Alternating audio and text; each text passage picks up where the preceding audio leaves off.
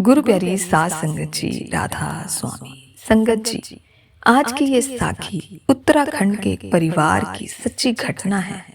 आपसे निवेदन करूंगी कि इस साखी को पूरा जरूर सुनिए और चैनल को अवश्य सब्सक्राइब करिए और हमारा सहयोग कीजिए। इस चैनल का उद्देश्य दुनिया में सतगुरु महाराज की महिमा का गुणगान करना है। यह घटना उत्तराखंड के एक परिवार की है जो बाबा जी से बड़ा ही प्रेम करता था। कहीं भी सत्संग या सेवा का हुक्म होता था तो उनके परिवार में से कोई ना कोई सदस्य जरूर जाता था। एक बार डेरे में सत्संग होना था। इस परिवार ने भी सत्संग के लिए डेरे पर जाने का प्लान किया। संगत जी, उन दिनों उनके शहर के माहौल थोड़ा खराब चल रहा था, इसीलिए परिवार के सभी सदस्य घर को अकेला छोड़कर नहीं जा सकते थे। परिवार का जो मुखिया था वो बाकी सदस्यों से बोला कि आप सभी डेरे जाओ, मैं यहीं घर की रखवाली के लिए रुक जाऊंगा। लेकिन उनकी जो बेटी थी वो लगभग 8 साल की थी। वो जिद पर अड़ गई कि पापा आप भी हमारे साथ ही चलोगे, नहीं तो मैं भी नहीं जाऊंगी। मैं तभी जाऊंगी जब आप भी जाओगे। तो वो बच्ची बाबा जी से बड़ा ही प्रेम और लगाव रखती थी। जब वो जिद करने लगी कि सभी डेरे जाएंगे तो उसके पापा ने बहुत समझाने की कोशिश की, लेकिन वो नहीं मानी और अंदर कमरे में जाकर बाबा जी के स्वरूप के सामने अरदास करने लगी कि बाबा जी, हम सब आपके घर आ रहे हैं, आप हमारे घर आ जाना।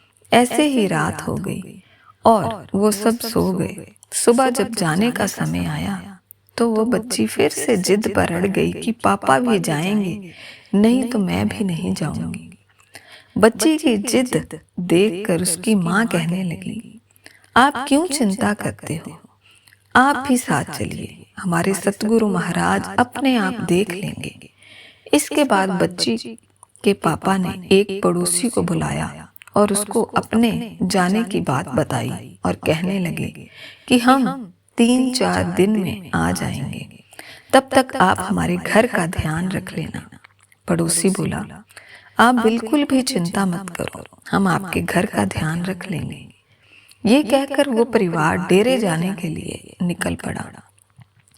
उस दिन जब रात हो गई तो उनका पड़ोसी वहां टहलते टहलते अपने घर से बाहर निकला और वह सोचने लगा कि देख कर आता हूँ उनके घर पर सब कुछ ठीक ठाक है।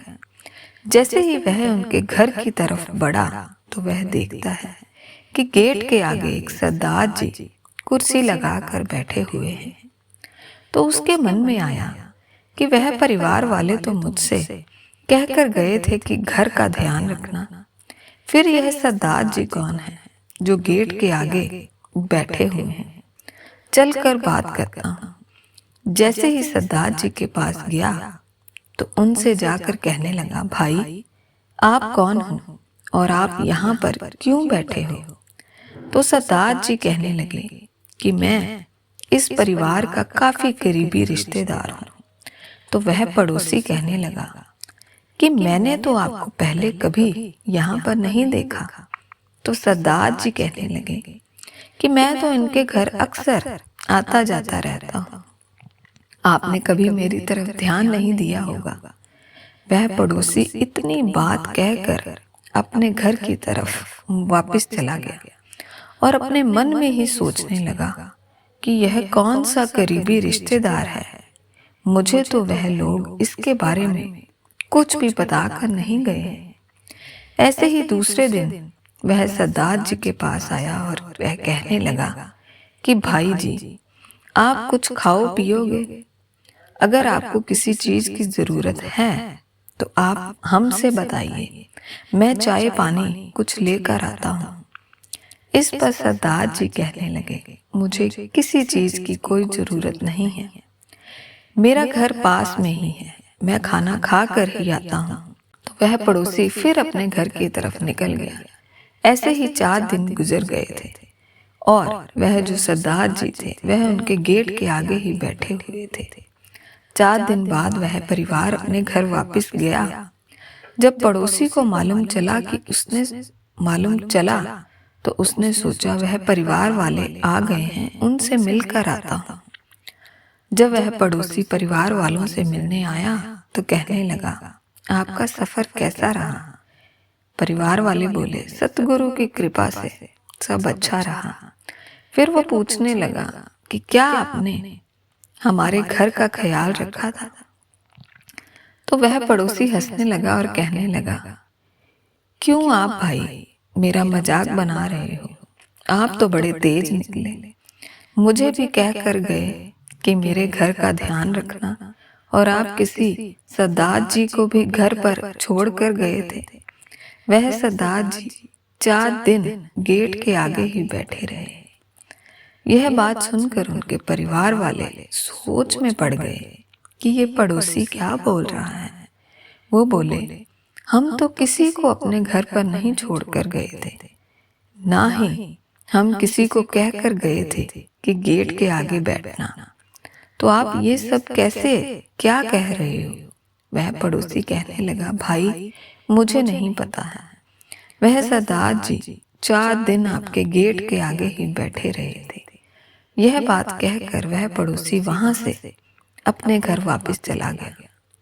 जब वह अपने घर वापस चला गया तो वह छोटी सी बच्ची अपने पापा से कहने लगी कि पापा, जब आप हमारे साथ डेरे नहीं जा रहे थे तो मैं बाबा जी के आगे जाकर अरदास कर रही थी कि बाबा जी, हम आपके घर आ रहे हैं और आप हमारे घर आ जाना। बच्ची की ये बात सुनकर उसके मम्मी पापा की आंखों में आंसू आ गए और बाबा जी के स्वरूप के आगे हाथ जोड़कर खड़े हो गए। तो संगत जी, जब हमें एक पूर्ण सतगुरु की शरण मिल गई है, फिर हम व्यर्थ की चिंता क्यों करते हैं? सब कुछ उस मालिक पर छोड़कर अपने अच्छे कर्म करते चलो। मालिक अपने आप सब देख लेगा। साथ संगत जी, सतगुरु की महिमा या सच्ची घटना आपको कैसी लगी? कमेंट में राधा स्वामी अवश्य लिखिएगा। और अगर आपको ये साखी अच्छी लगे तो वीडियो लाइक और शेयर जरूर करिएगा। और बाबा जी की ऐसी और भी प्यारी प्यारी साखियां सुनने के लिए हमारे चैनल को जरूर सब्सक्राइब करिएगा। राधा स्वामी।